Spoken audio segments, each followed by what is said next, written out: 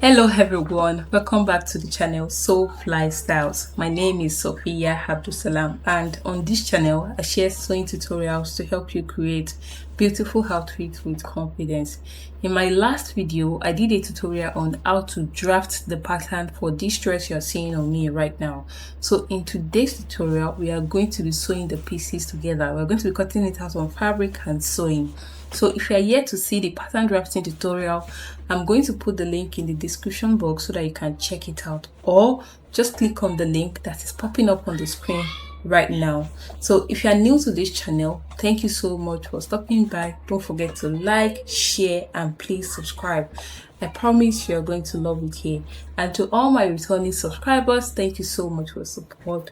God bless you. So without wasting much time, let's get started.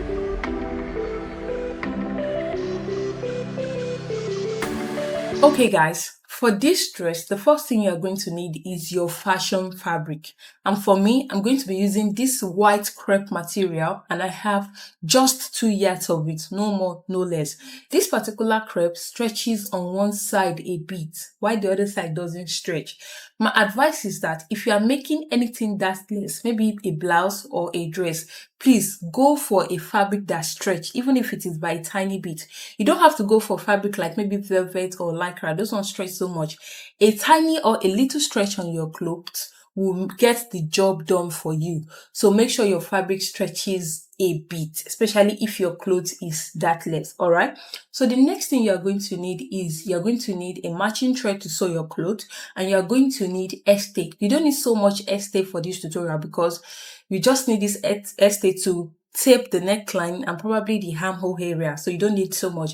And this particular dress, we are not going to be putting lining, so it's a smooth sewing we are going to be experiencing.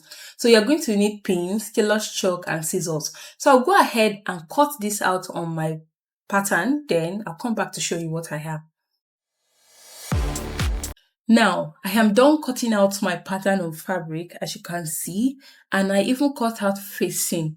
Now, if you like to use facing, go ahead and cut it. But if you like to use bias, you can go ahead and use bias, all right? But for me, I like to use facing. As for my sewing allowance, on the side here, I did 2 inches sewing allowance. While the armhole area, the neckline, and the shoulder slope, I did half inch sewing allowance. Now, notice that I've even gone ahead to extend my fabric all the way to my gown length plus my sewing allowance. Please make sure you do the same thing for your own clothes. Now, for my back piece on the side, I did 2 inches. The same thing I did for the front. That is what I did for the back on the side. But the armhole area, the shoulder slope, the neckline, I did half inch. The same thing I used for the front piece. Now, as for the center back, which is the part that will carry the zip, I did 1.5. Usually, I used to do 1 inch, but I don't know, this particular tutorial, I decided to do 1.5 inch. And please make sure you knot your knee, your hip, and your waist so that by the time you are joining the front and the back piece together, you will know where they fall. Now, to start our sewing properly, the first thing I'm going to be doing is to go ahead and iron the estay on the neckline.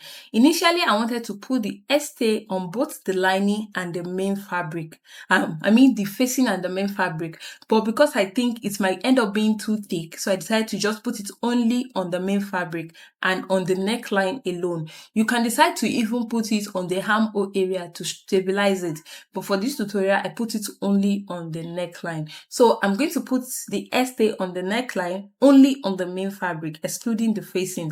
And I'm going to be putting this estay on my zip allowance as well. This is because the fabric stretch a bit and you don't want a zip bulge. So please go ahead and use estay. Now, I'm done ironing the estay on my fabric, as you can see, but it is not on the facing like I told you. And I've even put the estay on the zip allowance for the back. Now, the first thing I'm going to be doing is I've marked out my bust dart. So I'll just take this to the machine now. I will use the facing to turn the neckline, and I'm going to do an understitch. After that, I am going to sew down the bust dart as well.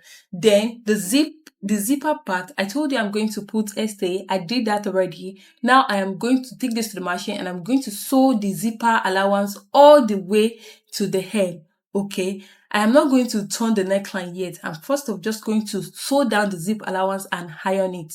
All right, so I'll come back to show you what I have. Now, I'm done sewing the neckline as you can see, and I've even gone ahead to do an understitch. After you join the facing and the main fabric together, you will need to notch it for you to be able to do an understitch that will relax. I hope you understand what I'm saying. Also, I've sewn down my bust dart and I ironed it down. What I'm going to do now is I'll set the front piece aside so that I can start working on the back too. So for the back piece, I'm going ahead to sew down the zip allowance like I said, and I even ironed it open. So what I'm going to do now is I will rip open the zip allowance that I sewed down, okay? Now, after ripping it open, I will then go ahead and use my facing to turn the neckline. Now, when I'm sewing the facing to the neckline, I am not going to sew it all the way to the zip allowance. I will stop just before the zip allowance, okay? I won't let the sewing get to this zip allowance here. I will stop just before it. So then after sewing it, I'm going to notch it so that I'll be able to do an understitch. I'll do all that, then come back to show you. Now, I'm done turning the neckline for the back piece. As you can see, I didn't sew it all the way to the zip allowance like I told you. Now, the next thing I did was to do an understitch on the neckline. I did this for the second piece as well. Now, the next thing we are going to do is we'll need to join the shoulder for both the front and the back piece. We are trying to join the front and the back piece together on the shoulder. So I'm just going to be joining them together with half of an inch. All right, so after that, then I'll come back. After sewing the shoulders together, I'll come back to show you what is the next thing we are going to do. After joining it on the shoulder, this is what I have here, and I've even gone ahead to iron it down so that it will be flat.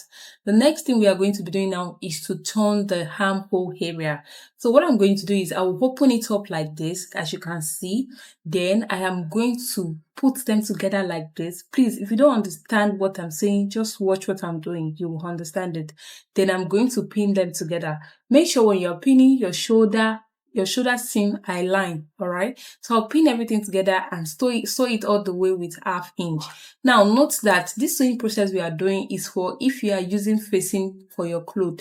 If you are not using facing, if you are using bias, it is quite straightforward. Just go ahead, use bias to turn the armhole, then you are good to go. All right, so I'll do this now. I'll sew it down with half inch, then I'll come back to show you what we are going to do next.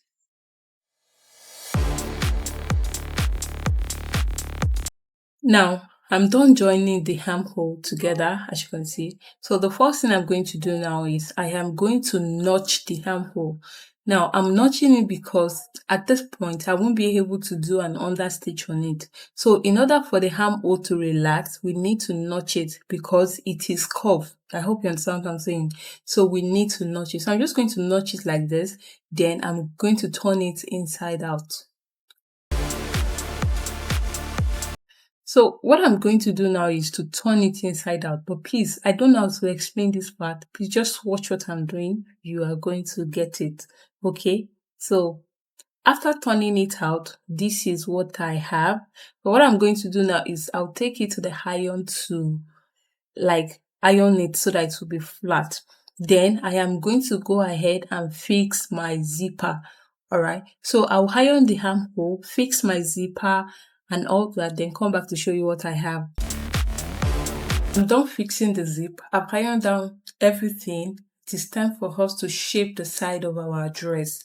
So to do that, the first thing we are going to be doing is we are going to measure what we have on the bust for both front and back piece. Whatever we have, we are going to minus the original bust measurement that we are working with. Then the remaining excess that we have, we are going to divide it by 4 and mark it on the side. So just watch what I'm doing. You are going to understand it. So the bust I'm working with is 37. So what I have here is around 45. So I minus 37 from 45. I think it gave me 8 inches or something. So 8 divided by 4 gave me 2 inches. So that 2 inches, I'll mark it on this side for the front and I'll mark it on this side for the back as well. Then I'll move to the waist area. So I'll measure what I have for the front and measure what I have for the back.